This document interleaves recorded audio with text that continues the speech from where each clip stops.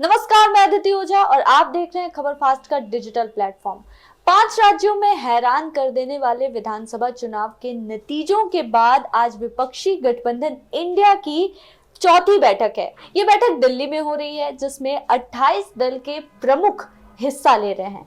ऐसे में कई बड़े सवाल हैं जिसका लोग के मन में गूंज रहे हैं। उसी के बारे में आज हमसे चर्चा करने के लिए मौजूद हैं हरीश जी। अदिति, आज जो मीटिंग होने वाली है इंडिया गठबंधन की बहुत ही महत्वपूर्ण है। वो इसलिए कि जो अभी 5 राज्यों में जो चुनाव हुए हैं उसमें बीजेपी ने इंडिया गठबंधन के जितने भी घटक दल थे उनको बुरी तरह से पराजित किया है। और खासकर हिंदी बेल्ट में जो मध्य प्रदेश, छत्तीसगढ़ और राजस्थान का जो चुनाव परिणाम आया वो हैरान करने वाला था। तो राजस्थान और छत्तीसगढ़ में माना जा रहा था कि कांग्रेस सरकार रिपीट करेगी, लेकिन वहां पे वो बुरी तरह से फेल हुए हैं। तो आज की जो बैठक है बहुत महत्वपूर्ण है। दिल्ली, सारे राज्यों से जितने भी उनके गठबंधन में शामिल दल हैं वो धीरे धीरे यहाँ पहुंच चुके हैं। ऑलमोस्ट सारे दल यहाँ, दलों के बड़े नेता दिल्ली आ चुके हैं और अब से कुछ ही देर बाद मीटिंग शुरू हो जाएगी। लेकिन अदिति, इसमें खास बात क्या है? खास बात यह है कि आज जो बैठक हो रही है इससे पहले ही इस जो गठबंधन में शामिल दल हैं इनमें जो चुनाव से पहले हमने जो देखा था कि इनमें आपसी दरार थी, टकराव था, वो सबने देखा।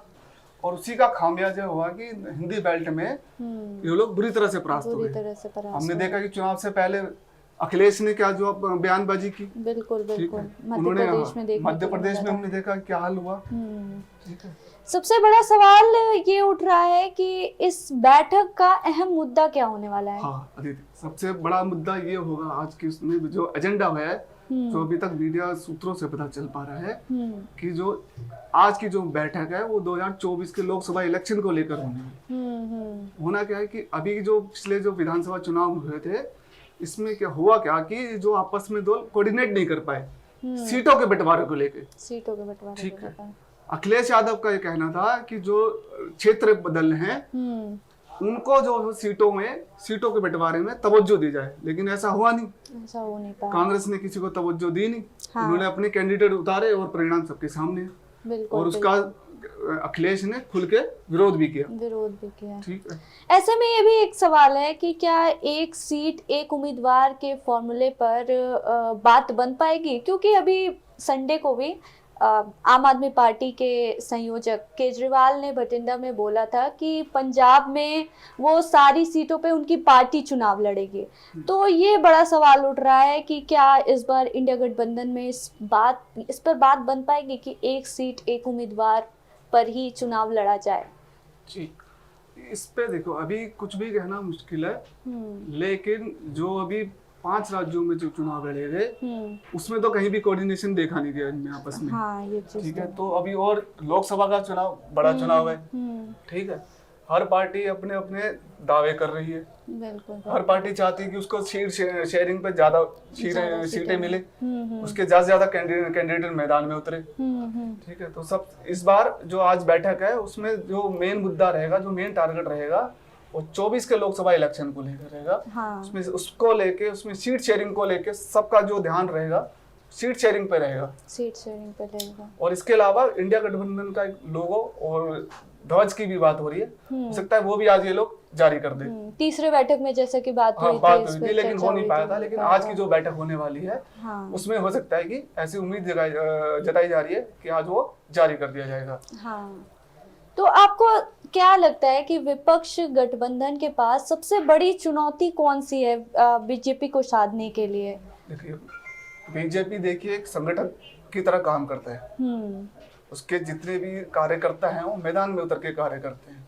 हाँ, ठीक है, वो चीज काम करते हैं, उसका परिणाम भी उन्हें मिल रहा है। लेकिन इंडिया गठबंधन बन तो गया है, बहुत सारे दल इसमें जुड़ तो गए हैं, लेकिन क्षेत्रवार जो राज्यवार हैं उसमें जो छोटे दल हैं, जो क्षेत्रीय दल हैं, उनका अपना महत्व है। हाँ। ठीक है, तो उनको अगर सीट शेयरिंग पे अगर ये लोग तवज्जो देते हैं तो हो सकता है ये बीजेपी के लिए कहीं ना कहीं मुश्किल खड़े करे।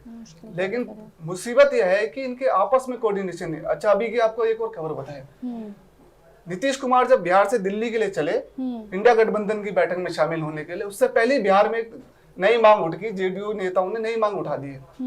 उन्होंने पहले ही आवाज उठानी शुरू कर दी है कि बैठक में नीतीश कुमार को पीएम उम्मीदवार घोषित किया जाए। घोषित कर दिया जाए। इतना ही नहीं, वहां पे बिहार में, पटना में, वहां पे उनके नाम के पोस्टर भी लगने लग गए हैं। ठीक है, तो देखिए अभी तो बैठक हुई नहीं है और बैठक से पहले ही प्रधानमंत्री उम्मीदवार के नाम को लेकर खींचतान दिखने लग गई है। ठीक है, तो ये कह पाना कि ये इस बैठक में कोई नतीजा निकल पाएगा मुश्किल है।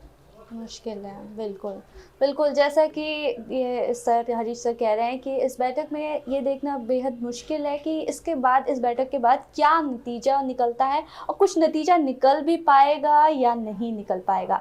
इस बैठक का एक और सबसे बड़ा सवाल है कि जो इंडिया गठबंधन है उसका संयोजक कौन होगा, कौन लोकसभा चुनाव में संयोजक का काम करेगा, चेयरपर्सन का काम करेगा, कौन लगता है आपको? देखिए इसमें अभी तक कह पाना बहुत मुश्किल है, लेकिन चुनाव के बाद जब परिणाम 5 राज्यों में जब परिणाम आए, जिस तरह की हार मिली इन दलों के, तो उसके बाद ऐसा लग रहा था कि इनकी बैठक ही नहीं हो पाएगी। हाँ। उसके बाद सब ने सलाह मशवरा करके लालू यादव को इसकी जिम्मेदारी दी। तो लालू यादव निकल के सामने आए। लालू यादव ने सभी दलों के नेताओं को इकट्ठा किया, ठीक है, और उन्हें इस गठबंधन की बैठक के लिए तैयार किया। तो लालू यादव हो सकता है कि जैसे इस बार उन्होंने बैठक के लिए सबको तैयार किया है, तो आगे भी उनको इस क्या कहते हैं गठबंधन में कोई बड़ा रोल या बड़ी भूमिका दी जा सकती है। हालांकि उनका स्वास्थ्य बहुत अच्छा नहीं है और वो कुछ कानूनी उनपे दाव भी किसी कानूनी कार्रवाई में भी उलझे हुए हैं, लेकिन बावजूद इसके, क्योंकि वो बहुत ही पुराने और मजे हुए राजनीतिज्ञ, तो कहीं ना कहीं सोनिया गांधी और जैसे और दूसरे नेता हैं वो लालू को आगे करके, ठीक है, इंडिया गठबंधन के दलों को एकजुट करने की कोशिश करेंगे। और लालू यादव का व्यवहार ऐसा है कि उनकी सभी दलों के साथ अच्छी मित्रता है, तो हो सकता है कि इसका फायदा इंडिया गठबंधन को भी मिल जाए। बिल्कुल बिल्कुल। अब ये देखना दिलचस्प होगा कि क्या कुछ इंडिया गठबंधन की बैठक के बाद निकल के आता है।